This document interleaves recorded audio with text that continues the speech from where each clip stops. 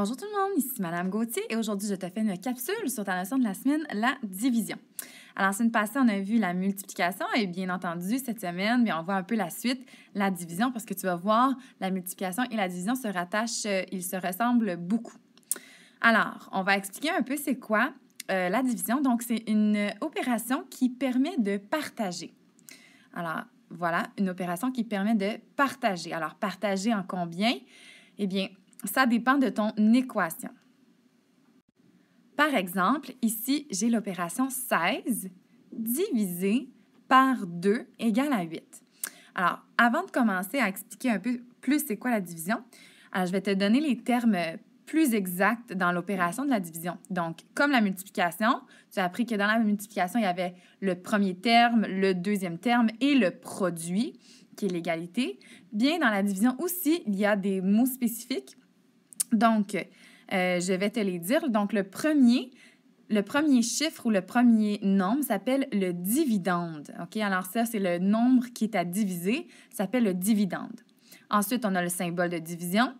Ensuite, le deuxième terme ou le deuxième nombre qui est là, on appelle ça le diviseur. Alors, le dividende se fait diviser par le diviseur. Et ensuite, ça nous donne le quotient. Alors, l'égalité s'appelle le quotient. OK?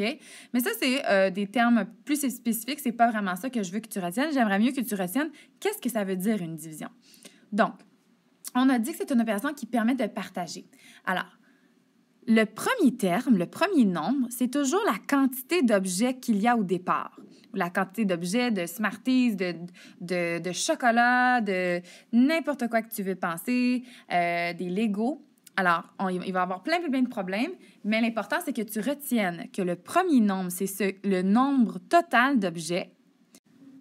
Et le deuxième nombre, c'est le nombre de parties égales dont j'ai besoin. OK? Donc, si je te donne un exemple, si j'avais 16 bonbons et que nous étions 2 personnes, je voudrais avoir 2 parties égales. Donc, je voudrais diviser mon 16 bonbons en 2 parties égales.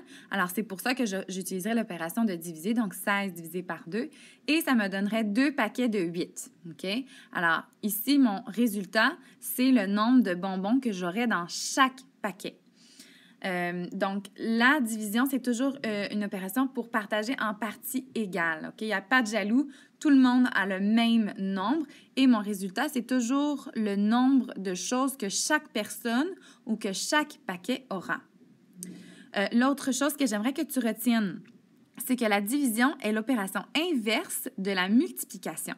Donc, on a vu la multiplication la semaine passée et... donc, tu dois savoir que c'est en fait le contraire. Alors, par exemple, 2 fois 8 égale à 16. Et ici, j'ai fait une erreur. Pardon, c'est pas 18, c'est 16 divisé par 2 égale à 8. Donc, tu vois que c'est l'inverse. Donc, 2 fois 8 égale à 16 et 16 divisé par 2 égale à 8. Ou j'aurais pu aussi dire 16 divisé par 8 égale à 2. C'est la même chose. Maintenant, je vais te montrer des exemples concrets de comment on va faire pour diviser des nombres qui sont plus grands. Donc, je vais ajouter mon symbole ici et ici. Donc, alors, la première opération que je vais faire, c'est assez simple, c'est 222 divisé par 2. Donc, qu'est-ce que ça veut dire? Ça veut dire que j'ai 222 choses, 222 objets que je veux mettre dans 2 paquets égaux. Donc, les 2 paquets ont le même nombre d'objets à l'intérieur. Alors, si on utilise nos blocs en base 10, je vais tout simplement représenter d'abord mon 222. Alors, je représente 222. Alors, ici, j'ai 2 centaines, 2 dizaines et 2 unités.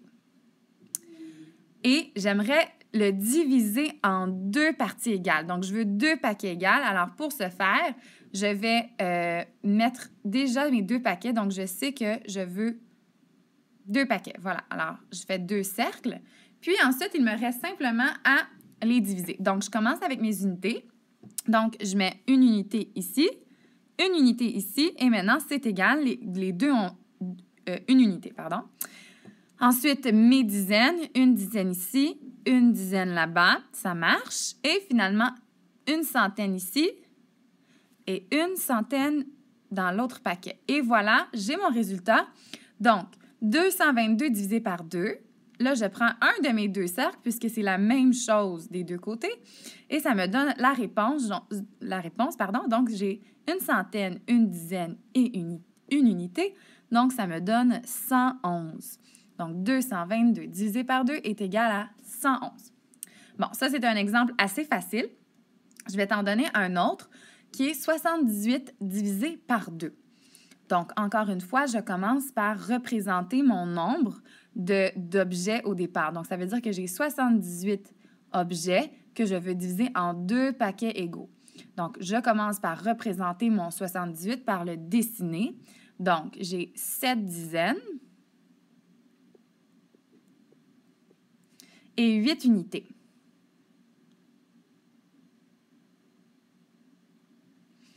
Et j'aimerais le partager en 2 paquets égaux. Donc, je peux faire mes paquets déjà pour savoir que j'en ai 2. OK? Ensuite, qu'est-ce que je fais? Là, je commence toujours encore avec mes unités. Et là, je les sépare en 2 paquets égaux. Donc, ici, j'en mets un. Ici, j'en mets un. Ici, j'en mets un. Ici, j'en mets un. Ici, j'en mets un. Un. Un. Un. Et là, ça arrive égal. C'est tant mieux. C'est parfait. Ensuite de ça, on va y aller avec nos dizaines. Donc, j'y vais. Donc, 1, 1, 2, 2, 3, 3. Et là, là, j'ai un problème. Alors, mon problème, c'est qu'il me reste seulement une dizaine et j'en ai besoin dans 2 paquets différents. Alors là, ça, c'est un problème. Donc, je ne peux pas mettre une dizaine ici parce que si je mets une dizaine ici, ce ne sera pas égal.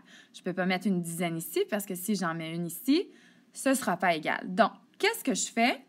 Eh bien là, j'utilise mes échanges. Alors, je casse ma dizaine, je la brise et ça me donne 10 unités. 4, 5, 6, 7, 8, 9, 10. Voilà. Alors maintenant, j'ai mes 10 unités. Est-ce que maintenant, je peux les partager de façon égale dans mes 2 paquets? Eh bien oui, je peux les placer. Donc, je recommence avec mes unités. 1, 2,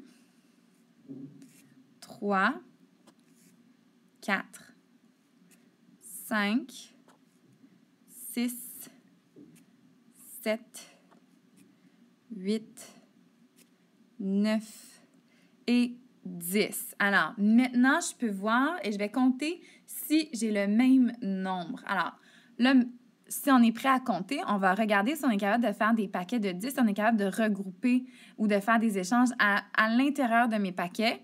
Donc, je vais compter. J'ai 1, 2, 3, 4, 5, 6, 7, 8, 9 unités de ce côté-là et 3 dizaines. Donc, j'ai 39 ici. Donc, je n'ai pas besoin de regrouper. Tout va bien. Et ensuite, je vais compter de l'autre côté pour être certaine que j'ai le même nombre. 1, 2, 3, 4, 5, 6, 7, 8, 9 et 3 dizaines. Donc, effectivement, j'ai le même nombre et j'ai ma réponse. Donc, 78 divisé par 2 égale à 39. Alors, je peux l'écrire avec mon résultat. Alors, voilà pour la division. J'espère que ça t'a aidé. Alors, encore une fois, on utilise notre matériel, on utilise les dessins pour travailler la division et plus tard dans l'année, nous verrons la division plus conventionnelle. OK? Donc, dans ton cahier, cette semaine, tu auras des exercices plus illustrés. Alors, voilà pour ta capsule de la semaine. J'espère que ça t'a aidé et puis on se revoit bientôt. Bye!